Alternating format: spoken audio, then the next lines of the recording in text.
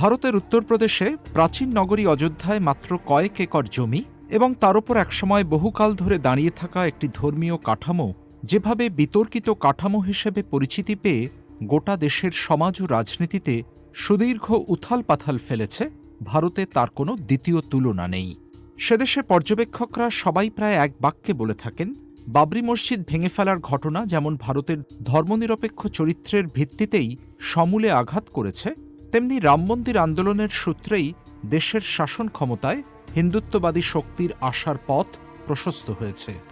অথচ ৪৭-এ দেশের স্বাধীনতা লাভের কিছুদিন পর থেকেই পরবর্তী প্রায় ৪ দশক ধরে বাবরি মসজিদ রাম জন্মভূমি নামে পরিচিত এই উপাসনালয়ে কোনো ধর্মের মানুষেরই প্রবেশাধিকার ছিল না, কারণ অযোধ্যায় মূল ভবনটি সরকার তালাবন্ধ করে রেখেছিল। যেখানে মুসলিমরা একসময় নিয়মিত নামাজ পড়তেন, সেই মসজিদে হঠাৎ কেন তালা ঝোলাতে হল এবং তার প্রায় ৩৭ বছর পর কেন হঠাৎ সেই তালা খুলে দিয়ে মন্দিরের শিলান্যাস করতে দেওয়া হল, সেই কাহিনী কোনো সাসপেন্স থ্রিলারের চেয়ে কম রোমাঞ্চকর নয়।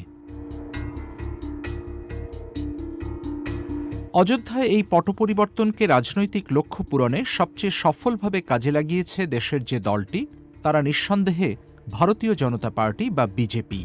সেই কাজে তাদের সাহায্য করেছে বিশ্ব হিন্দু পরিষদ বা বজরং দলের মতো সহযোগী সংগঠন। ১৯৮৪ সালের লোকসভা নির্বাচনে যে বিজেপির মাত্র ২ জন এমপি ছিলেন, সেখান থেকে মাত্র ৫ বছর পরেই গোটা দেশে তাদের আসন সংখ্যা বেড়ে হয় ৮৬, আর ২০১৪ সালের মধ্যেই তারা ২৮২টি আসনে জিতে একার শক্তিতে সরকার গড়ার ক্ষমতা অর্জন করে ফেলে।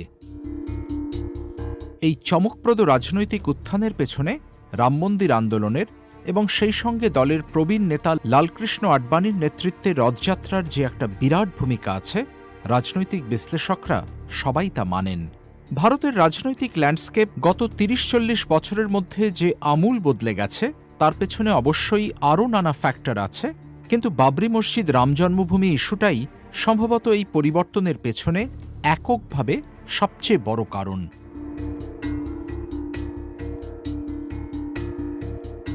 হিন্দু মহাকাব্য রামায়ণে ভগবান রামচন্দ্রের জন্মস্থান হিসেবে যে অযোধ্যা নগরীর উল্লেখ আছে, সরজু নদীর তীরে সেই শহরেই শত শত বছর ধরে দাঁড়িয়েছিল এই বিতর্কিত ধর্মীয় স্থান, যে কাঠামোটি উন্মত্ত করসেবকরা ১৯৯২ সালে ভেঙে ফেলে।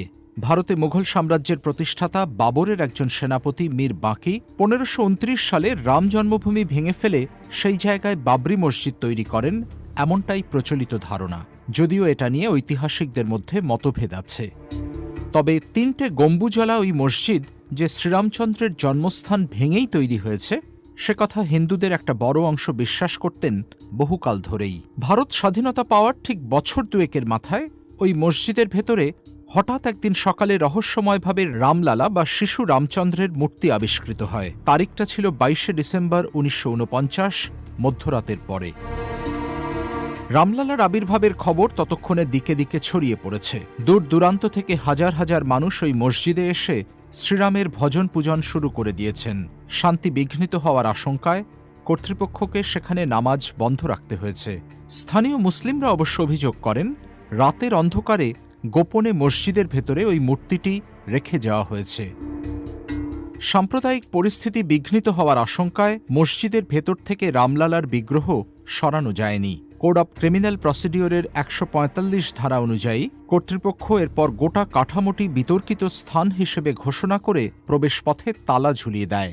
সেই ১৯৪৯ থেকে ১৯৯২ সালে ভেঙে গুড়িয়ে ফেলা পর্যন্ত বাবরি মসজিদে আর কখনও নামাজ পড়ার অনুমতি দেওয়া হয়নি।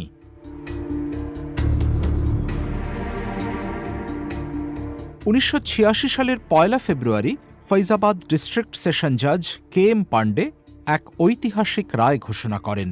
ইউসি পাণ্ডে নামে এক আইনজীবী মামলা করেছিলেন, তালা ঝোলানোর নির্দেশ কোনো আদালত দেয়নি, সেটা দিয়েছিল ফৈজাবাদ জেলা প্রশাসন, তাই তা বেআইনি এবং বাতিল করা হোক।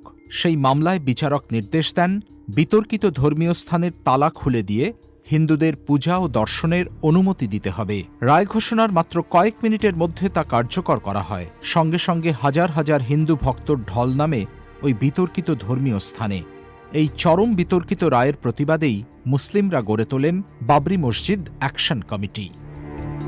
মসজিদের তালা খুলে দিয়ে হিন্দুদের প্রবেশাধিকার দেওয়ার প্রতিবাদে ওই রায় ঘোষণার ঠিক 2 সপ্তাহ পর ভারতের মুসলিমরা সারা দেশ জুড়ে কালা দিবস পালন করেন।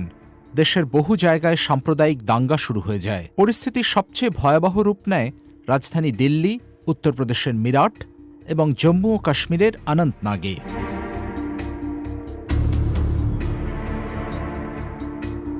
এরই মধ্যে বিশ্ব হিন্দু পরিষদ ঘোষণা করে গুজরাটের সোমনাথ মন্দির থেকে শুরু করে দেশের 8টি রাজ্যে 6000 মাইল পথ পাড়ি দিয়ে রামের জন্মস্থান অযোধ্যা পর্যন্ত একটি রথযাত্রার আয়োজন করা হবে, যা শুরু হবে 1990 সালের 25শে সেপ্টেম্বর। আরও জানানো হয়, রথযাত্রায় নেতৃত্ব দেবেন লালকৃষ্ণ আডবাণী, যিনি বিজেপির শীর্ষ নেতা অটল বিহারী বাজপেয়ীর তুলনায় বেশি হার্ডলাইনার বলে পরিচিত ছিলেন। রথযাত্রাকে ঘিরে দেশের হিন্দু জনমানসে, বিশেষ করে হিন্দি বলয়ে যে ধরনের আবেগ ও উন্মাদনা তৈরি হয়েছিল, ভারতের রাজনীতিতে তা ছিল নজিরবিহীন। লালকৃষ্ণ আডবাণীর রথ অযোধ্যায় পৌঁছনোর ঠিক 1 সপ্তাহ আগেই সমস্তিপুরে সেটিকে আটকে দেন বিহারের তৎকালীন মুখ্যমন্ত্রী লালু প্রসাদ যাদব।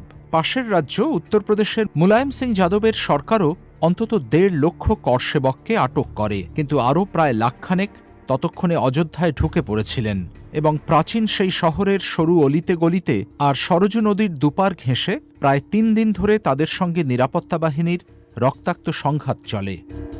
সেই সংঘর্ষে যে জনাবিশেক করসেবক নিহত হন, তাঁদের অস্থিকলস নিয়ে দেশের বিভিন্ন শহরে পরিক্রমা করে বিশ্ব হিন্দু পরিষদ। ভারতের বিভিন্ন জায়গায় শুরু হয়ে যায় সাম্প্রদায়িক দাঙ্গা।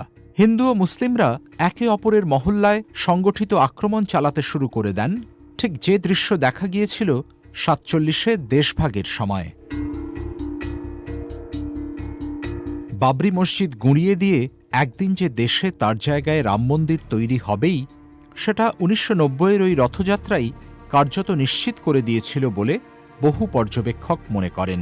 মসজিদের পতন ছিল এরপর নেহাত সময়ের অপেক্ষা, আর রথযাত্রা শেষ হওয়ার 2 বছরের মাথায় ঠিক সেটাই ঘটে।